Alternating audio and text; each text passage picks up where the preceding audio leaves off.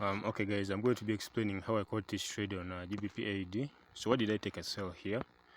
We have seen that in the past case, underneath this zone over here, if you observe, price here made a drop page drop, okay? So anything underneath this level is good for sales.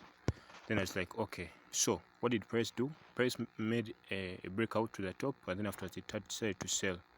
So I went to the M15, and what did I expect on the M15? I waited for market to shift structure. If you observe, price previously has been pushing higher until we reached around this area above. Let me just remove everything. Let me first close the position itself so that I can. BTC is now starting to. Let me first close this one. Okay. Anyways, so I was seeing that price underneath this level, it was selling. Okay. Everything was bullish until we had this break of structure over here. So price made a break of structure at around this area. After that break of structure, I was like, hey, price could now start continuing to go lower. Why? Because first of all, we're underneath the fat zone that I showed you, and then secondly, price has already shown us that it wants to go bearish. That's why I took my entries for sales. The first TP, of course, is going to be around this first area where we see buyers, okay, and then the stop loss is going to be just above the area where we had the breakout. So that's why we took this trade, and that's why we made that amount of money today. So basically today made $18, okay.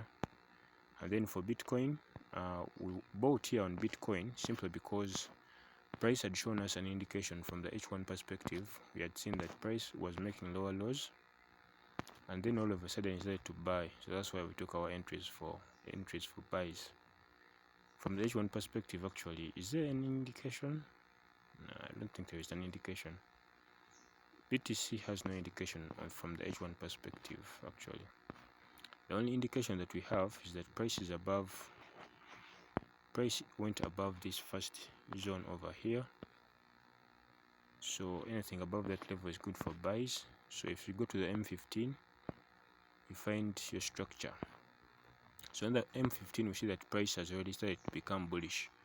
Okay, so over here we see that price made an indication that it wants to buy, and also price moved from making lower lows. Now we're having what? Higher highs.